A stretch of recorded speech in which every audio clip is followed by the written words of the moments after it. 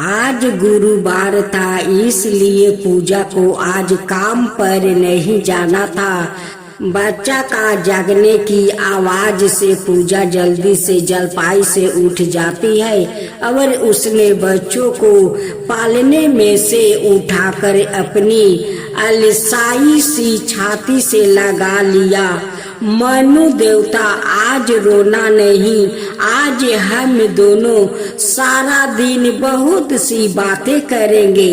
सारा दिन ये है, सारा दिन पूजा को हफ्ते में एक बार नसीब होता था। इस दिन वो मनु को अपने हाथों से नहलाती थी, सजाती थी, खिलाती थी और उसे कंधे पर बैठाकर आस पास के बगीचे में ले जाती थी। यह दिन आया का नहीं, माँ का दिन होता था। आज भी पूजा ने बच्चों को नहला धोआ कर और दूध पिलाकर जब चाबी वाले खिलौने उसके सामने रख दिया तो बच्चे की किलकारियों से उसका रोम रोम पुलित हो गया। चैत्र मास के प्रारंभिक दिन थे। हवा में एक स्वाभाविक खुशबू थी और आज पूजा की आत्मा में भी एक स्वाभाविक ममता झलक रही थी। बच्चा खेलते खेलते थक कर उसकी गोदों पर सिर रख कर सो गया तो उसे उठाकर गोदी में डालते हुए वो लोरिया जैसी बातें करने लगी। मेरे मनु देवता को फिर नींद आ गई। मेरा नाना सा देवता बस थोड़ा सा भोग लगाया और फिर सो गया। पूजा ने ममता से विभोर होकर मनु का सिर भी चूम लिया, आंखें भी, गले भी, गर्दन भी और जब उसे उठाकर जलपाई पर सुलाने लगी तो मनु कच्ची नींद के कारण रोने लगा। पूजा ने उसे उठाकर फिर कंधे से लगा लिया और दुलारने लगी। मैं कहीं नहीं जा रही हूँ मनु, आज मैं कहीं नहीं जाऊंगी। लगभग 1.5 बरस का था मनु को शायद आज भी यह एहसास हुआ था कि माँ जब बहुत बार उसके सिर माथे को चूमती है तो उसके बाद उसे छोड़कर चली जाती है और कंधे से कस कर चिपटे हुए मनु को वह हाथ से दुलारती हुए कहने लगी, हरे रोज तुम्हें छोड़कर चली जाती हूँ, ना जानते वो कहाँ जाती है। मैं जंगल में से फूल तोड़ने नहीं जाऊंगी तो अपने देवता की पूजा कैसे करूंगी। और पूजा के मस्तक में बिजली के समान वो दिन कंधे तो हो गया जब एक गोस्ट हाउस की मालिकी ने मंडप डी ने उसे कहा था, मिसिज नाथ, यहाँ किसी लड़की का असली नाम किसी को नहीं बताया जाता है, इसलिए तुम्हें जो भी नाम पसंद हो तुम रख लो। और उस दिन उसके मुंह से निकाला था, मेरा नाम पूजा होगा। गोस्ट हाउस वाली मैडम डी हंस पड़ी थी। हाँ, पूजा ठीक है, पर किस मंदिर की पूजा? और उसने कहा था पेट के मंदिर की। माँ के गले से लगी बाहों ने जब बच्चों को आंखों में इत्मीनान से नींद भर दी तो पूजा ने उसे जलपाई पर लेटाते हुए पैरों के बल जलपाई के पास बैठकर अपना सिर उसकी छाती के निकट चारपाई की पाटी पर रख दिया और कहने लगी, क्या तुम जानते हो मैंने अपने पेट को उस दिन मंदिर क्यों कहा था? जिस मिट्टी में से किसी देवता की मूर्ति मिल जाए वहाँ मंदिर बन जाता है। तुम्हें मनु देवता मिल गया तो मेरा पेट मंदिर बन गया और मूर्ति को अंधेरे देने वाले जल के समान पूजा की आंखों में पानी भर आया। मनु, मैं तुम्हारे लिए फूल चुनने जंगल में जाती हूँ। बहुत बड़ा जंगल है, बहुत भयानक, चीता शेर से भरा हुआ, भेड़ियों से भरा हुआ, सांपों से भरा हुआ और पूजा के शरीर का कंपन उसकी उस हथेली में आ गया जो मनु की पीठ पर पड़ी थी और अब वो कंपन शायद हथेली में से मनु की पीठ पर भी उतर रहा था। उसने सोचा, मनु जब खारा हो जाएगा, जंगल का अर्थ जान लेगा तो माँ से बहुत नफरत करेगा, तब शायद उसके अवचेतन मन में से आज का दिन भी जाएगा और उसे बताएगा कि उसकी माँ किस तरह उसे जंगल की कहानियाँ सुनाती थी, जंगल की चीता शेर की, जंगल के भेड़ियों की और जंगल के सांपों की। तब शायद उसे अपनी माँ की कुछ पहचान होगी। पूजा ने राहत और बेचैनी का मिल जुल सांस लिया। उसे अनुभव हुआ जैसे उसने अपने पुत्रा के अवचेतन मन में दर्द के एक कान अमानत की तरह रख दिया हो। पूजा ने उठाकर अपने लिए चाय का एक गिलास बनाया और कमरे में लौटते हुए कमरे की दीवारों को ऐसे देखने लगी जैसे वो उसके बेटे के चारों ओर बनी हुई किसी की बहुत प्यारी बाहें हो, उसके वर्तमान से भी छिप कर बैठी हुई। पूजा ने एक नजर कमरे के उस दरवाजे की तरफ देखा जिसके बाहर उसका वर्तमान बड़ी दूर तक फैला हुआ था। शहर के कितने ही पोस्ट हाउस, एक पोस्ट के कितने ही कारखाने और लाइंस के कितने ही दफ्तर और साधारण कितने ही कमरे थे जिनमें उसके वर्तमान का एक एक टुकड़ा पड़ा हुआ था। हमें नित प्रात कल जल्दी उठना चाहिए और रात को भी जल्दी सो जाना चाहिए। ऐसा करने से शरीर सुस्ती रहती है, मन प्रसन्न रहता है और काम करने में मन लगता है। जो बालक सूर्य उदय होने के बाद तक सोते रहते हैं वो सादा, रोगी, निकम्मे और वृद्ध रहते हैं। उन्हें विद्या भी नहीं आती। नीत उठ कर अपने माता पिता, बड़े भाई बहन और घर के अन्याय जनों को प्रणाम करो। जो बालक माता पिता की आज्ञा मानते हैं और सेवा करते हैं वो सादा सुखी रहते हैं। उठने के बाद अपने घर बिस्तर आदि ठीक करो। हमें घर की सफाई पर बड़ा ध्यान देना चाहिए। हम दीपावली के दिन मकान खूब साफा करते हैं और कहते हैं कि जो घर जितना साफ होता है उस घर में उतनी ही प्रसन्नता से लक्ष्मी जी आती है। यदि हम नीत मकान साफ रखेंगे तो नीत लक्ष्मी जी हमारे घर में निवास करेगी। साफ मकान का हृदय पर बड़ा प्रभाव पड़ता है। तुम भी अपनी माता जी, बहन जी और नौकरों की इस कामों में मदद करो। जितने मदद कर सकते हो प्रत्येक वस्तु ठीक स्थान पर रखनी चाहिए।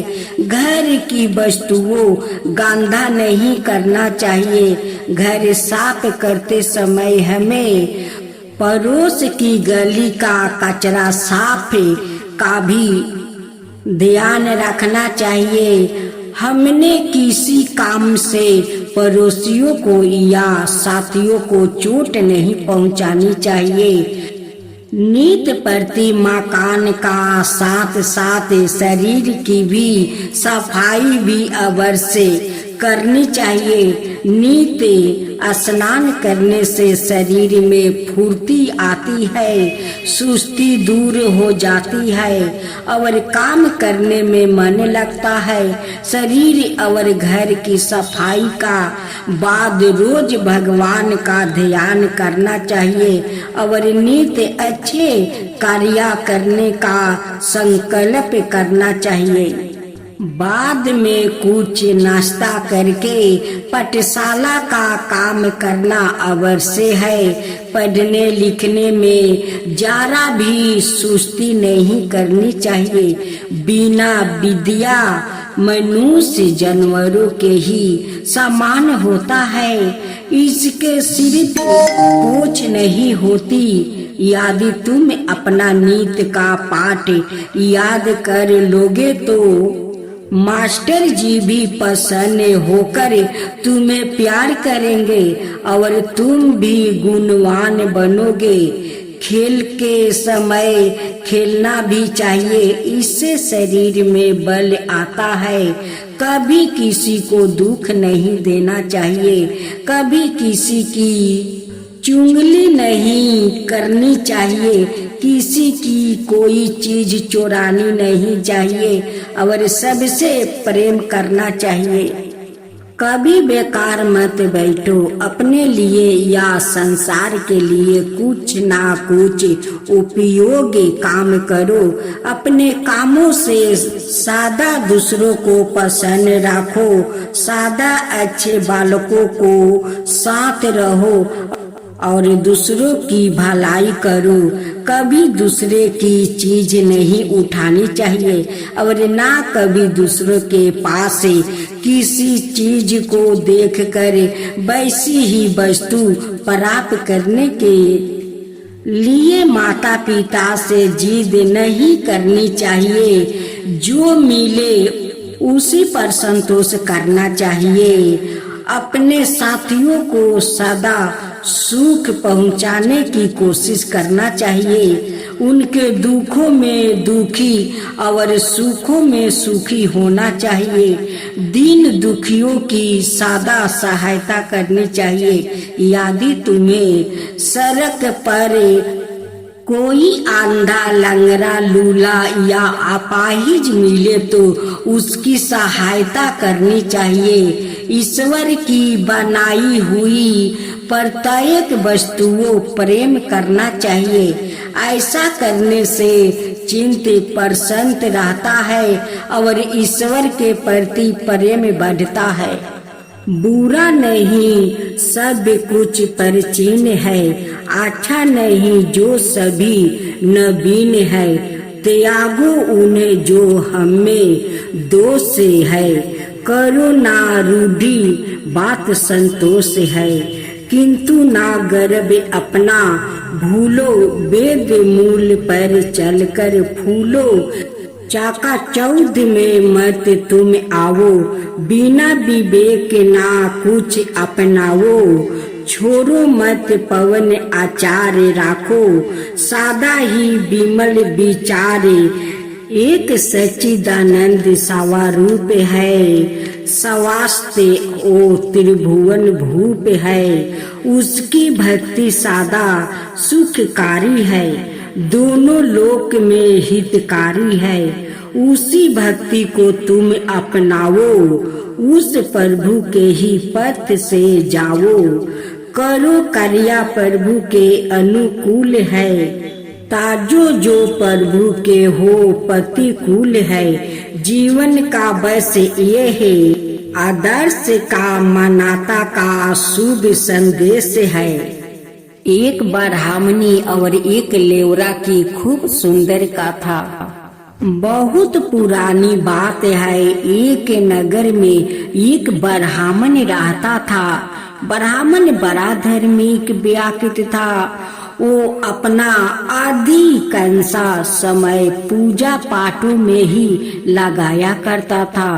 ब्राह्मण के कोई संतान नहीं थी, इसलिए उसकी पत्नी ने अपना जीव बहलाने के लिए एक लेवरा पाल रखी थी। लेवरे को ब्राह्मणी के घर में घूमने फिरने की पूरी छूट दे रखी थी। वो जहाँ जाता वहाँ घूम लेता। ब्राह्मणी को नेवला बड़ा प्यारा था। ब्राह्मणी उसकी पूरी देखभाल रखती थी। थोड़े दिनों के बाद ब्राह्मणी का एक लड़का पैदा हुआ। ब्राह्मण ने अपनी पत्नी से कहा, देखो भगवान की दया से अब हमारे घर में संतान आ गया है, इसलिए अब इस नेवले को घर से निकाल दो। कहीं ऐसा ना हो कि यह नेवला बच्चों को कुछ नुकसान पहुंचा दे। ब्राह्मणी को तो नेवला बहुत प्यारा था। उसने ब्राह्मण की बात नहीं मानी। घर में जैसे नेवला पहले रहा करता था वैसे ही रहने लगा। ब्राह्मणी अपने बच्चे के साथ साथ नेवले का पूरा ध्यान रखती थी। वो जब बच्चों को दूध पिलाती थी तब नेवलों को भी पिलाती थी। नेवला और बच्चा दोनों धीरे धीरे बढ़ने लगे। एक दिन की बात है, ब्राह्मणी कुएं से पानी लेने चली गई। बच्चा पलने में सो रहा था और नेवला पास ही में आराम कर रहा था। इतने में किसी तरफ से घर में एक सांप आ गया और वो बच्चे को काटने के लिए उसकी तरफ बढ़ने लगा। नेवले ने जब सांप को बच्चे की तरफ आते हुए देखा तब वो सतर्क हो गया। नेवला तो सांप का वैसे ही शत्रु होता है, इसलिए जब सांप बच्चे के पास आ पहुंचा तब नेवला ने झपट कर सांप के टुकड़े टुकड़े कर दिया। घर में चारों ओर खून के छींटे बिखर गया और नेवला का मुंह खून से भर गया। नेवला अपने मन में बड़ा खुश था कि उसने अपने मालिक का बच्चों की जान बचा लिया है। नेवला मन ही मन बहुत खुश था कि आज मैं अपना मालिक को बचा कर मैं बहुत बहादुर का काम किया है। इस सांप को मार कर आज हमारी मालकिन आएगी तो बहादुर होने का आशीर्वाद तो जरूर देगी। वो अपनी मालकिनी को दिखाने के लिए घर के दरवाजे पर आ बैठा। ब्राह्मणी जब कुएं से पानी लेकर लौटी तब उसने खून में सने हुए लेवरा को दरवाजे पर बैठा हुआ देखी। लेवरा को देखते ही वो घबरा गई। तब उसे अपने बच्चों को ध्यान आया कि शायद आज इस दुष्ट नेवले ने उसे मार डाला है, इसलिए वो एकदम गुस्से में आ गया। उसने अपने पानी से भरे घरों को नेवला पर पटक दिया। नेवला मर गया। ब्राह्मणी रोती बिलखती हुई घर के अंदर पहुंची। देखा कि बच्चा उनकी आराम से पलने में सोए हुए है। पास में एक मारा हुआ सांप पड़ा है। देखते ही उसको अपनी भूल मालूम हुआ। वो पछताने लगी कि बेचारा नेवला की जान व्यर्थ में ही गई। ब्राह्मण जब लौटा तो उसे सारा हाल मालूम हुआ। वो ब्राह्मणी से बोला, बिना सोचे समझे जो काम किया जाता है उसका ऐसे ही परिणाम निकलता है। बिना सोचे समझे किसी पर हमला मत करो। पहले तुम जांच पड़ताल करो कि वो सत्य है यह झूठ, तब उस पर विचार करो। अगर बिना सोचे समझी ऐसा काम करोगी तो तुम्हारा ऐसा ही परिणाम मिलेगा।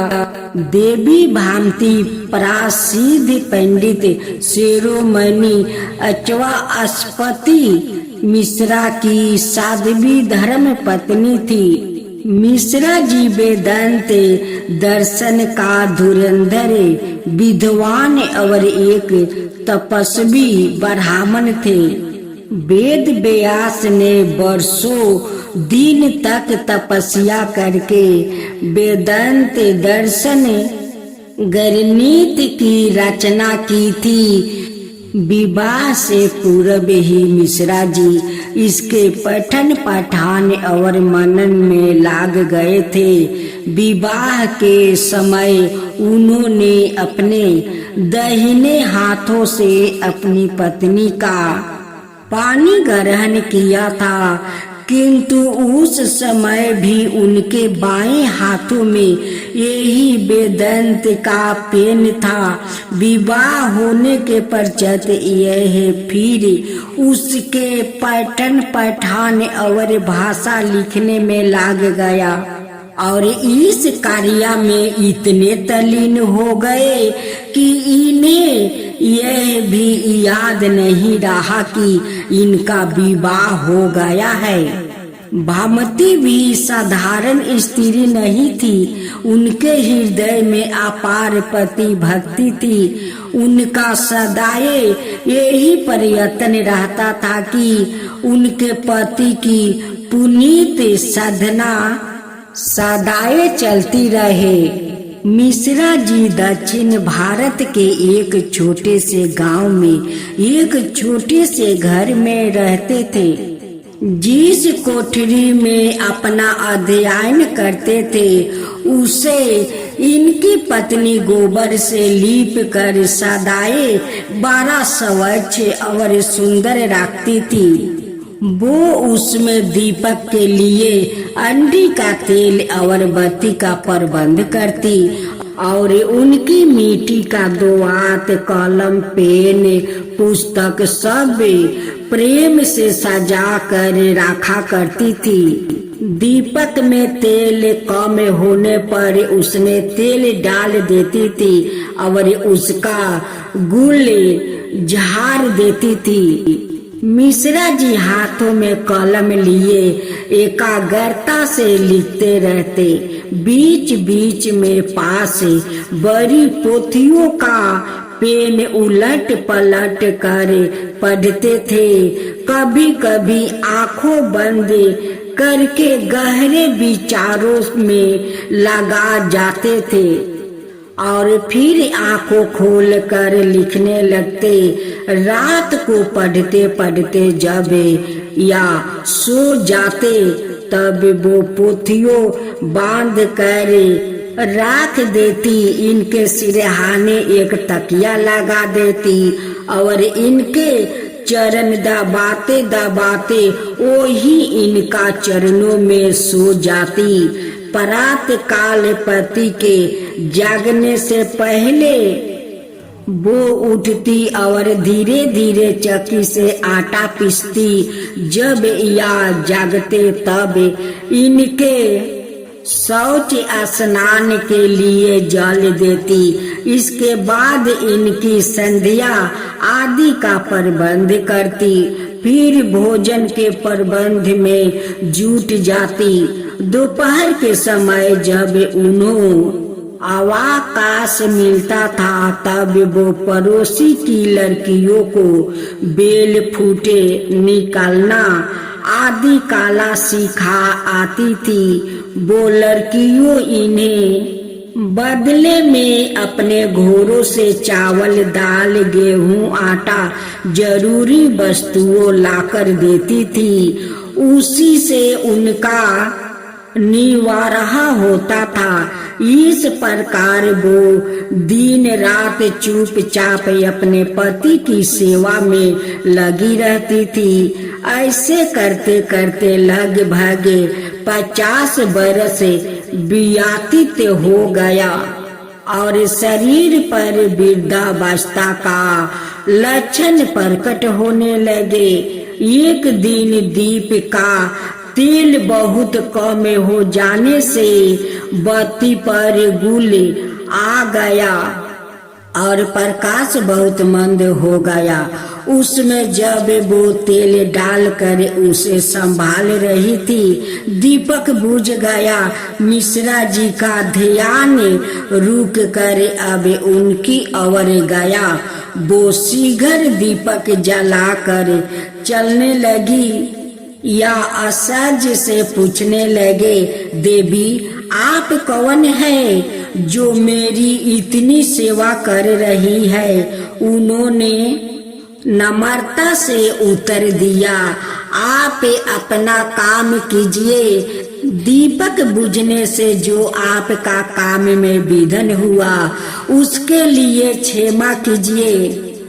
तब मिश्रा जी आतुरता से बोले, नहीं आप परिचय दीजिए। जब तक आप परिचय नहीं देगी मैं पात्रा हाथ में नहीं लूंगा। तब उन्हें कहना पड़ा, स्वामी मैं आपकी विवाहिता पत्नी हूँ। तब इन्हें ध्यान आया कि लगभग 50 वर्ष पहले उनका विवाह अवश्य हुआ था। मिश्रा जी बोले, यह बात तुमने पहले मुझे क्यों नहीं बताई?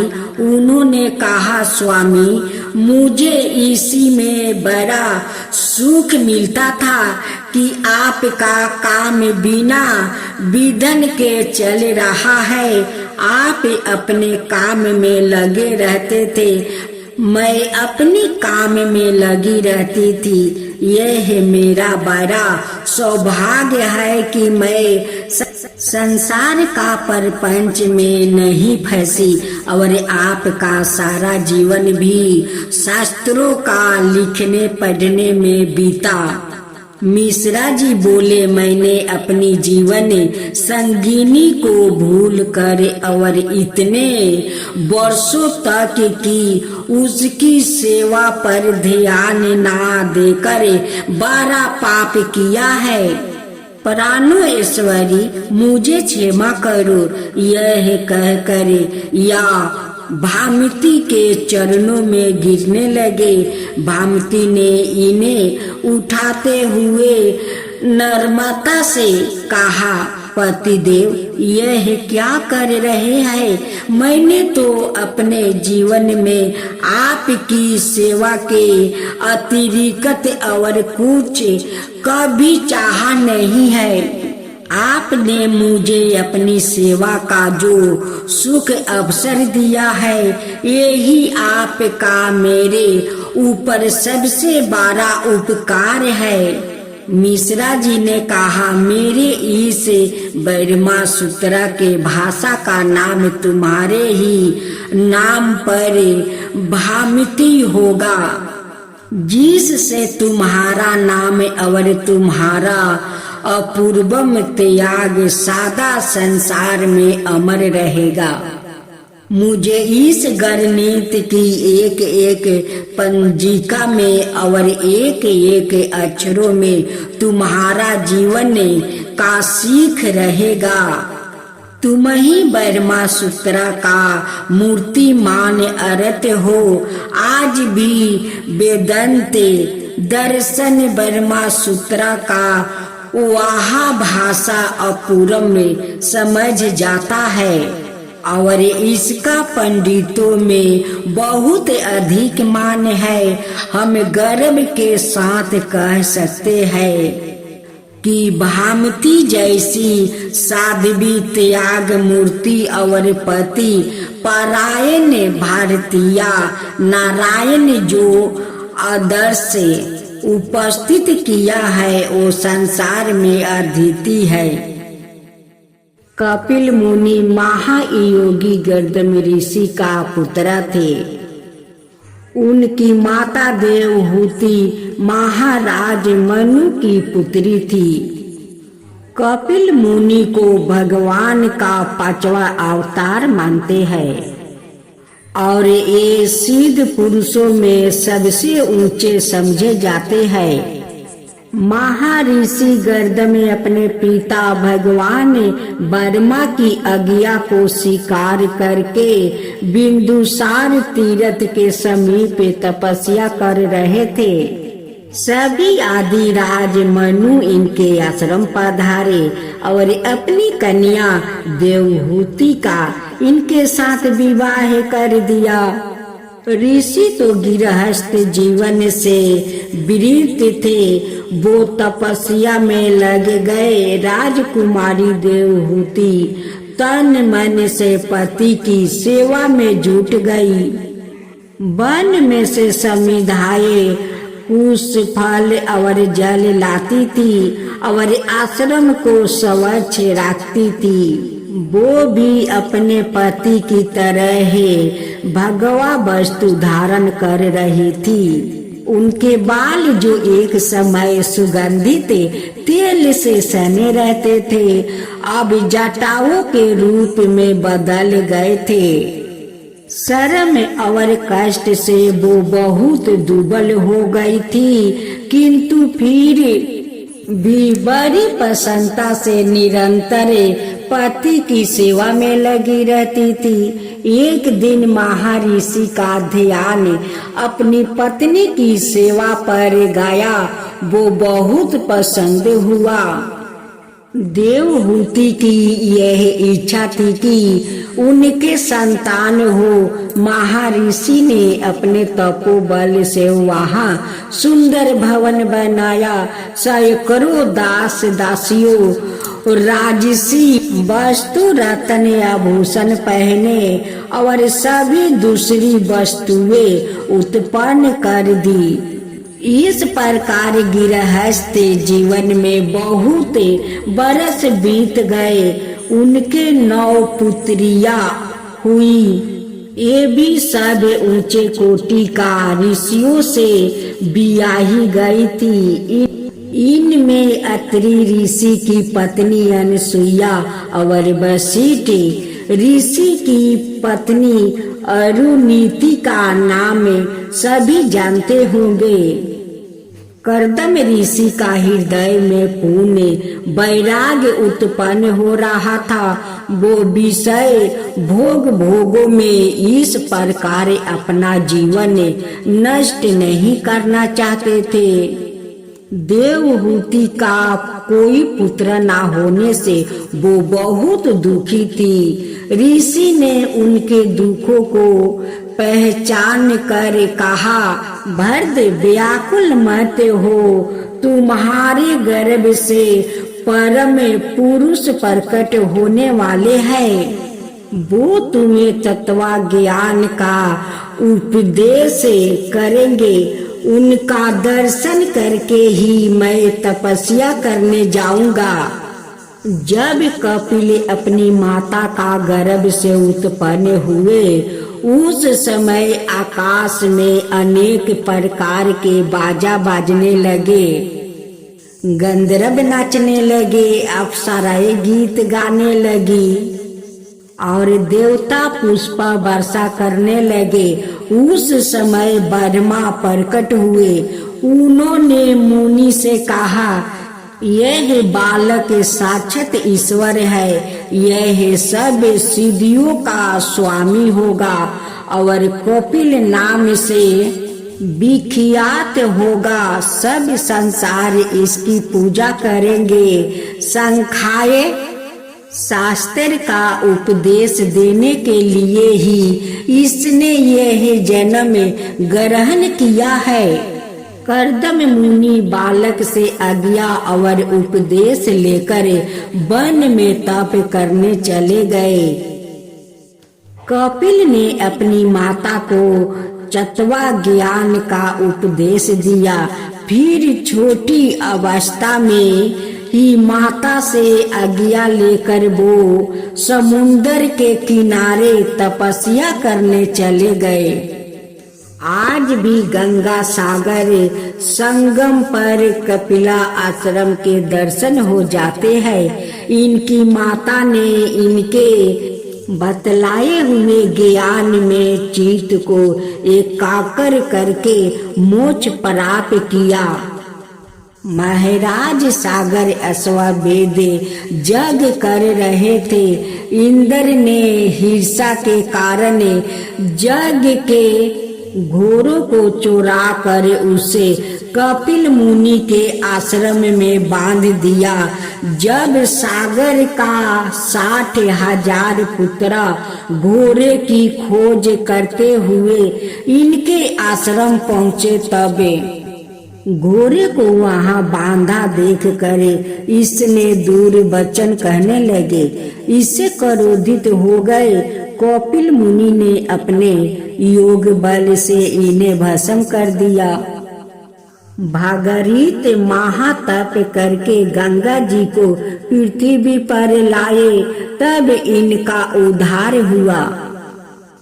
महर्षि कपिल का संख्याय शास्त्र का मूल सिद्धांत यह है कि कोई वस्तु उत्पन्न होती है और ना नष्ट होती है, केवल उसके रूप में परिवर्तन होता है। किसी वस्तु के प्रकट होने पर हम उसे देख सकते हैं और उसके विलीन होने पर पछताते हैं। उन्होंने कुल 25 पदार्थ निश्चित किया है, जिसने मिलकर संसार की सब रचनाएं हुए हैं। पदार्थों की संख्याएं ठहराने के कारण से ही इनका बनाया दर्शन सूत्र संख्याएं कलकत्ता है। इन्होंने 3 प्रमाण माने हैं। पहला प्रत्यक्ष प्रमाण है, जिसका अनुभव हमें इंद्रियों द्वारा होता है। दूसरा अनुमान है, जैसे हम धूम से अग्नि का अनुमान करते हैं। तीसरा शब्द परिमाण, शब्दों से होने वाले ज्ञान के कारण को कहते हैं।